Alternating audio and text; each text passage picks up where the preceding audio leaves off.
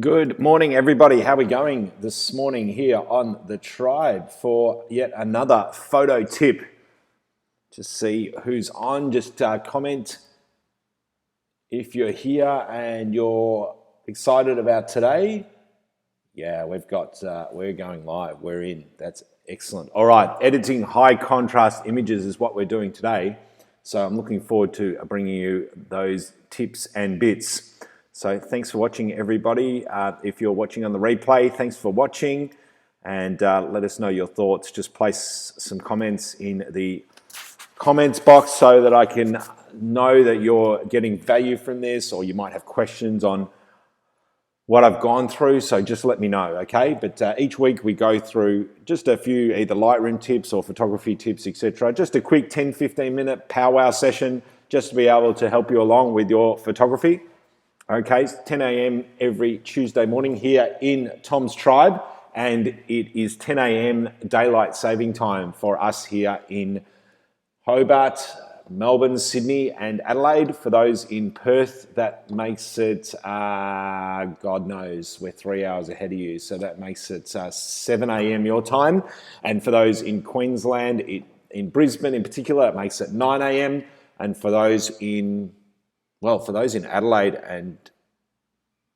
it's half an hour behind, so it's 9:30. Yeah, anyway, I'm not going to try and work it out. You guys work it out. Just look it up on your mobile phones. That tells you what the time is in various states. That's easy enough to work out. It's 10 a.m. here. That's all that counts. All right. So just following on from a presentation I gave last night to the Tribe Art of Photography group, we went to the Red Centre of Australia, and in particular, this one shot came from Ormiston Gorge in the West Macdonald Ranges. And this was a shot that I was describing about how I'd processed it in order for it to bring out its very best. And in particular, it was a very high contrast image. So I just wanted to go through a couple of techniques that people tend to use, perhaps erroneously, in order to process and shoot and process their high contrast images. Okay, so I was just going through my raw files and noticed that I had a few variations of this same image. So I've taken 3 shots here. I think I was hand holding them because my shutter speed was 1/25th of a second, f8 at 25 mil, okay, 25 mil.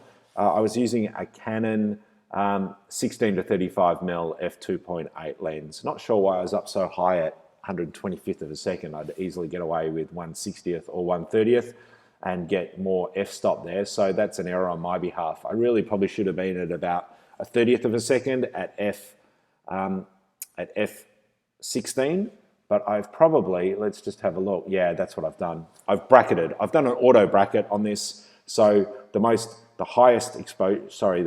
picture is 1/30th of a second. The one in the middle is 1/60th, and then the darkest one is 1/25th. So I've done an auto bracket, keeping the f-stop or the aperture the same at f8, but not allowing that shutter speed to go below 1/30th of a second, because I know using that camera with that lens, I can't handhold that any lower than 1/30th of a second, otherwise I get camera shake.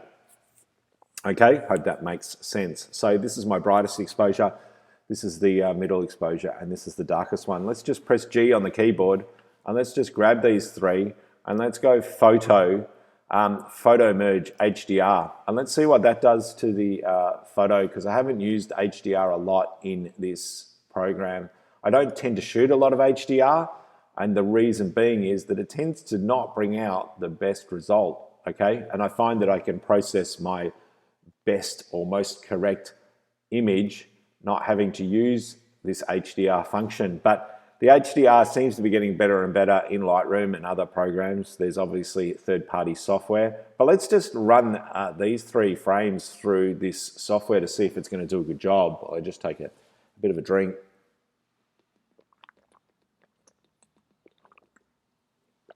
Doesn't seem to be getting much action there. Let's go to high. How many other people have used this HDR function in Lightroom and got some good results? Just let me know in the comments. That doesn't really look like it's doing anything to go from none versus high. Let's click auto settings, although that's really going to play around with it a bit. Let's go none. on auto settings, high on auto settings. The auto settings seems to be saving this thing. So let's merge it together anyway and let's see what it does. In the meantime, clearly when you're looking at this photograph here, have a look at a histogram. Let's just jump into the develop module here. Sorry, I had a little palette in the way that was getting in. Yeah. So if we jump into the develop module here, no photo selected. Let's just jump in here. Come on, there is a photo selected. And let's have a look at our histogram. You'll see that when I click on the triangle in the top, with top right-hand corner here of the histogram, you'll see that we're definitely blowing out the highlights there. This 30th of a second at f8, ISO 200, has exposed well for the foreground here, but not the background. It's blown out the sky. The next shot, the middle shot there, less sky blown out, but I'm still clipping the highlights. And then the darkest shot here, it's dragged in that HDR. Is this the HDR? Yeah, that's the HDR image. I'm just going to put that aside for a second. Just move that over to here. This darkest shot here is where we have no clipping of the highlights. So this is the most ideal shot for us to be able to drag out detail if we're just going to use one image rather than doing an HDR. And as I said, my preference is not to shoot HDR because I just find that the HDR software doesn't do a great job. And a lot of the time now with the digital cameras that you guys are using, the high-end digital cameras, the mid-range, the low-end, regardless of what you're using, the dynamic range on these cameras is so good that if you expose for the highlights, being that sky in the background up in the top of the frame here, it should mean that we should be still, in most situations, most landscape situations, we should be able to still be able to drag out the detail in the foreground here, okay? So long as we expose as far to the right as possible without clipping the highlights. So you'll see here that the histogram goes all the way to the right, but we haven't got any red pixels showing here because we haven't overexposed the sky like that, okay? And I'm bringing up those alerts or those red pixels and also the blue pixels, which show that we're clipping the shadows just by ticking these triangles in the top left and right-hand corners of the histogram when we're in the develop module, okay? When we're in the develop module of Lightroom, tick those triangles, okay? Make sure there's a white box around them. And in that case, you'll then see whether you're clipping your shadows or clipping the highlights, okay? I've just pushed those exposure and black sliders just to be able to emphasize the fact that if that was overexposed or underexposed, that's what you'd see. Red pixels for the highlights and blue pixels for the shadows. We don't, thankfully, have any highlights blown out here except the top of this tree right here, who cares? We do, however, have clipped some of the shadows. And the reason we want to push the histogram as far to the right as possible is so that we can open up those shadows and not have a hell of a lot of digital noise in there because they're underexposed, they're badly underexposed. Okay, so what I'll ideally do in this photograph is I did go in for a crop because I just didn't like this rock on the left-hand side here. I didn't need it. I didn't need this rock. It's all about what's in the sort of center of the frame right there, okay? I really enjoy this, okay? What were you guys saying here? Okay, Majek is just saying there that, you know, it's better to shoot on overcast days for this sort of stuff. Yeah, it probably is, absolutely. And I'm going to show you an example of that in a second. Or Sean says that he brackets and blends. Yep, all right, he does that. Okay, I'm going the lazy way around it, which is basically saying, okay, let's have a look. This is the HDR image that Lightroom spat out. And in doing so, it's clipped my highlights, okay? So I'm still getting clip highlights at the top there, which is what I don't want. So I'm going to go to my original frame here, which was my fastest shutter speed, 1/25th of a second at f8. It's bright in the sky, but it hasn't clipped the highlights. And I have clipped the shadows a little, but I actually don't mind clipping the shadows because a little bit of 100% black in a photograph actually gives it the contrast that your image needs in order for it to be have impact, okay? So one of the ways to go around this, which is the lazy way, which is what most people tend to do, is they get the highlight slider and they drag this to the left, and worse still, they drag it all the way to the left, and then they grab the shadow slider and they drag that one all the way to the right, and they hope that gives them a good result. And what it often does is it makes it look very plasticky. It makes it look unreal because there's too little contrast. you'll see here that that sky, if you were standing in this position taking this photograph that I am, these highlights just look really subdued, like a cloud, a high cloud has come over the sun to sort of temper the brightness of the sun. And then this foreground is just not bright enough either. So, you know, you might come in and just up the exposure here as well. But again, we're not getting a fantastic result out of that. I think you'd agree. That's the before and that's the after. That's really not sexy. So let's try something else. Let's go back here. We can clip the highlights a little. Let's just bring them back a little, but not too far, okay? And then rather than upping the shadows sliders, which I just try and avoid doing at all costs, dragging the highlights all the way down to the left and the shadows all the way up to the right, I'd prefer to grab the gradient filter and drag a gradient up from the bottom. And if you can't reach that far, just let's draw that again. Let's draw it more up from sort of this angle here just to get this area here. So everything that the gradient filter is going to affect is below this line here, you see? Below this dot, below the middle line, and it graduates and it fades out, so it completely disappears by the time it reaches that top line in the top left-hand corner here, okay?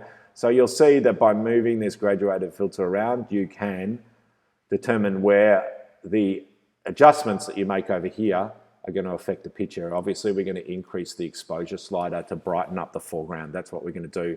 If you don't want this graduation from this black dot up to the top line to extend that far, you can just shorten, like a, you know, concertina, that, and you can, as you can see here, we've tempered that graduation. So that graduation from full graduation below this middle line to disappearing completely is not nearly as far as what it was as when I extended here, okay?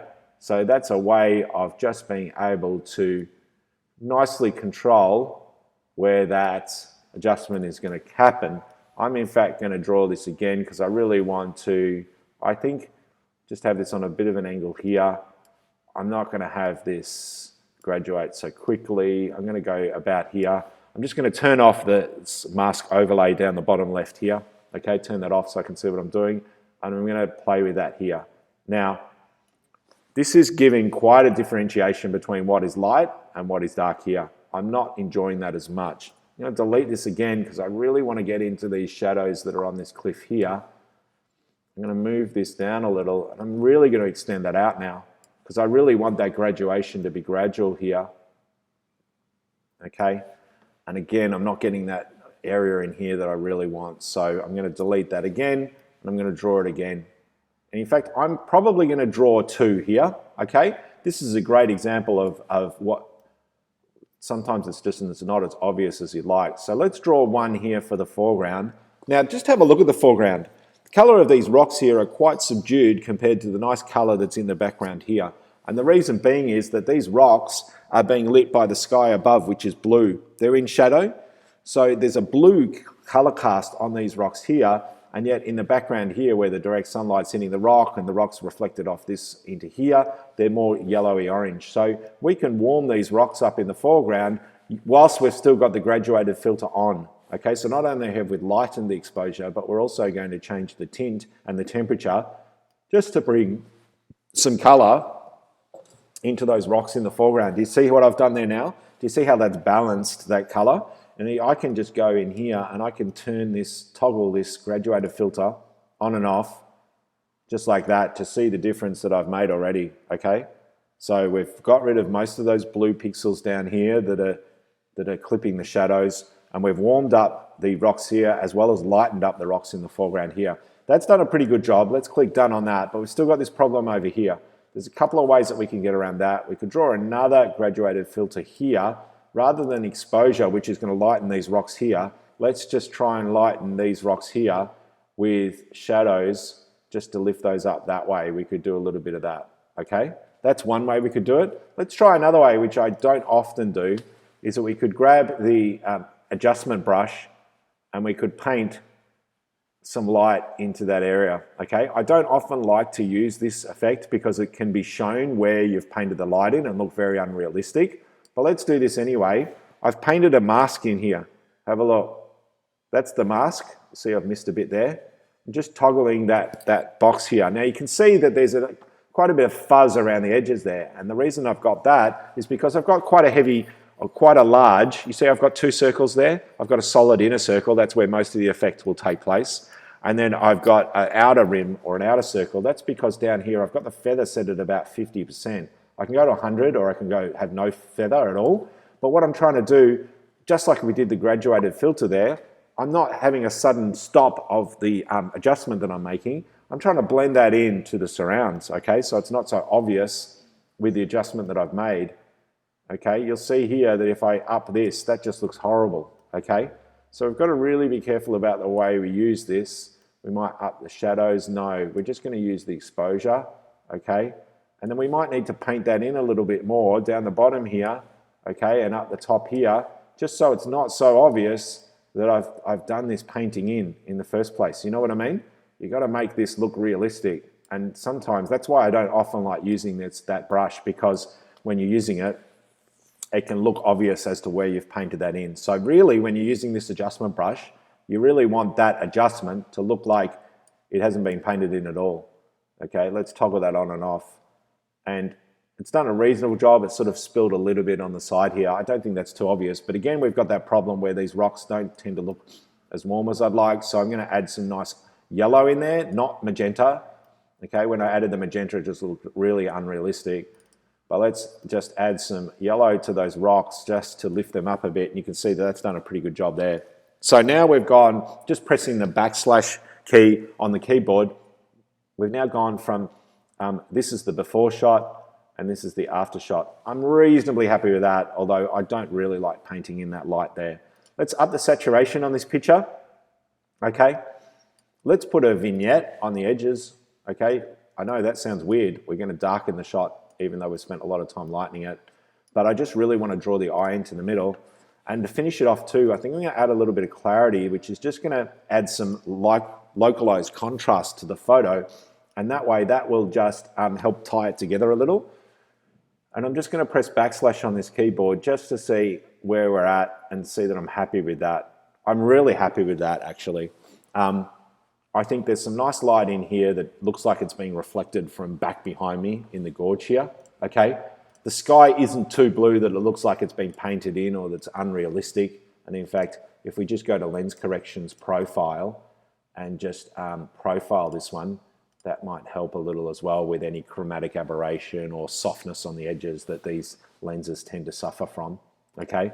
The other thing is too that with that sky here, it's quite cyan and green, okay? So what we might do to fix that is, let's just go to HSL here, just grab the hue option here and click on that round tool here. And that way we can just adjust that color. You see the color in the sky there? Okay, let me just go back to what it was before. At the moment, it's quite it's cyan blue, and I want it to be more deeper blue. So I'm clicking on the picture itself and I'm just scrolling up and down, and what that's doing is it's just making that sky a little bit more magenta, and I think that's better tying in to the photograph here. It's not so obvious that I've brought back the highlights in that photo.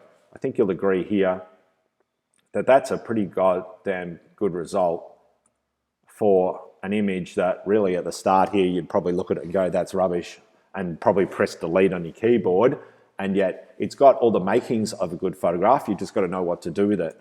So that's been quite a stepped process to get to that point, but I think you'll agree that that's done a pretty good job. Let's just go to the history and see all the different things that I've done. You see, heaps of fiddling around to get there, but at the end of the day, all I've really done is play with a few sliders. Let's go back and review that. I've adjusted the highlights, I've adjusted the clarity, I've adjusted the saturation, I've added a gradient filter to the bottom there. I use the adjustment brush to just brush some light into here. And then HSL, I adjusted the color of the sky. And then in effects, I just put a vignette on the edges there. So vignette, a lens correction, of course, which you should always do, HSL, highlights, clarity, saturation, graduated filter, adjustment brush. There were 8 different steps there, all in about 10 minutes. So I think you'd agree that that is not so bad. as Barry's saying there, look, yeah, you could have a gradient filter that you actually use when you're shooting to drag on an angle across that section of the sky, which would certainly help in just tempering the top of that, 100%. That's another way around it. So that could certainly be something that you do. Here's one that I processed a little while ago.